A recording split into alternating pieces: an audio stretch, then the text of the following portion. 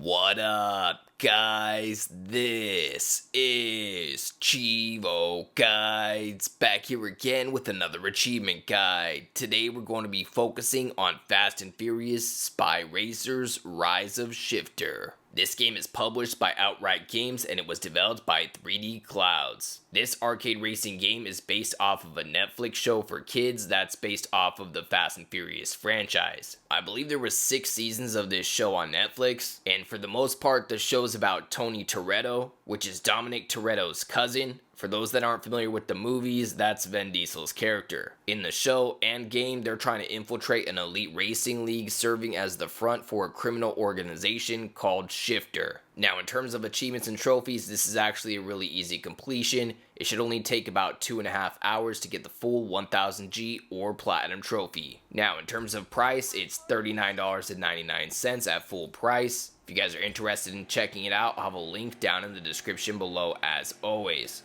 Most of the achievements are related to level progression, however we do have some miscellaneous achievements, so I'll be going over all of the achievements in this video. If you want to skip ahead to any specific achievement that you're having trouble with, take a look at the timestamps or chapters down below.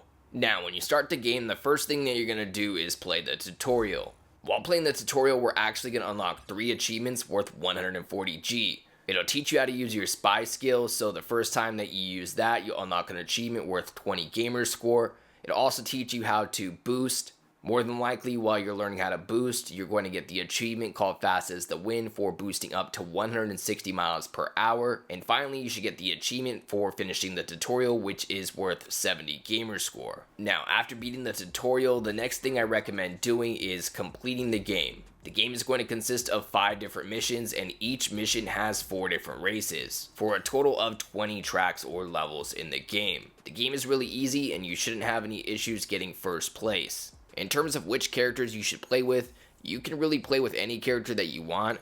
I do want to point out that there is an achievement that requires you to complete a mission with 2 separate characters. So just make sure that when you're playing through story mode that you try at least 2 different characters on 2 different missions. The game is similar to games like Mario Kart. The reason I say that is because you'll pick up these power-ups, which are basically weapons, and you can use these weapons to attack other racers. More than likely in the tutorial, you already got the achievement for using your first spy skill, but just keep in mind we also have an achievement related to using a specific type of skill, which is the paintball gun. If you pick up the paintball gun and you use it on an enemy, you're going to unlock an achievement related to doing so. After that, you should be unlocking your achievement for winning your first race. Again, there's 4 races in each mission, and you basically unlock an achievement or trophy after finishing each mission. In between missions, you can go down to the Yoka shop. It's this vending machine right here, and this is where you can spend your in-game currency. We have quite a few achievements related to this vending machine.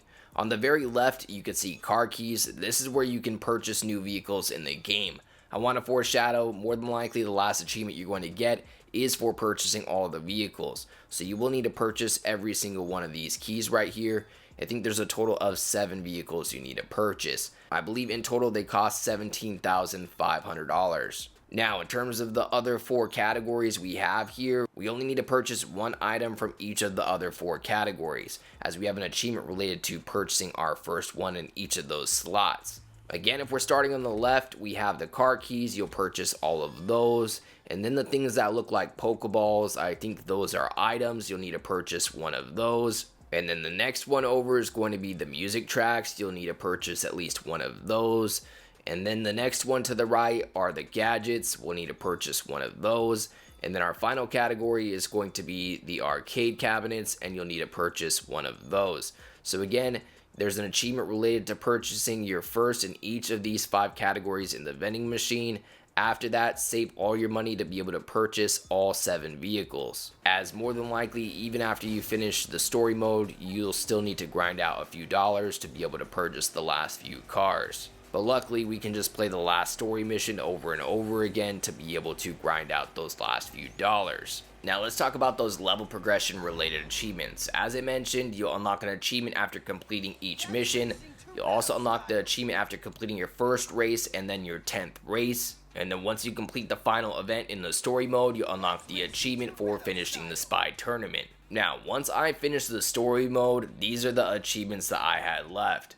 Now, I believe I still have an achievement related to winning a race in a shifter car, winning an online race, getting all of the cars in the Yoka shop, winning 5 online races, and then winning a split screen race. So real quick, I'm going to teach you guys how to get some of these, starting off with the one for winning a race in split screen and winning a race with a shifter car. So go to quick race, go to split screen, have a second player join, go ahead and pick whichever track you want.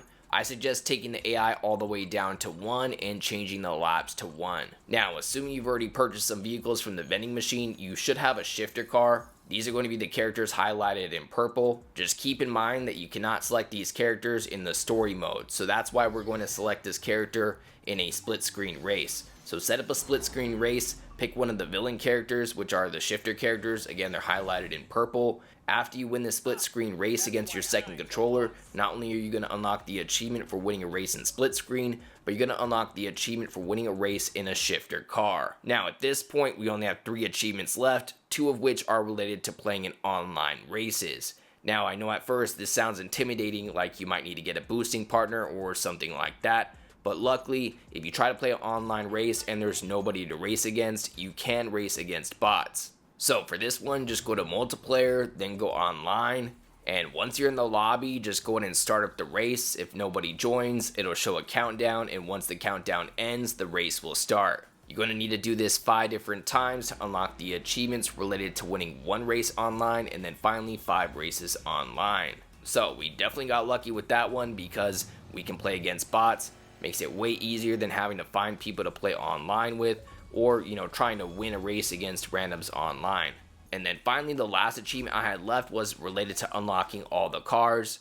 In total, you need $17,500 to purchase all 7 cars from the vending machine. If by the time you finish the story mode, you don't have enough to purchase all the vehicles, the way that I recommend grinding your last few dollars is by playing the final mission. Now, if by the time you finish the spy tournament, you don't have enough money to purchase all the vehicles, or maybe you just need to purchase 1 or 2 more, the way that I recommend grinding out some money at the end for this achievement is by playing the last mission in the story mode over and over. If you keep playing that last story mode and you win the race, I believe you get like 2,250 for winning that race. So you can just keep doing that over and over again until you have enough money to purchase the final vehicles.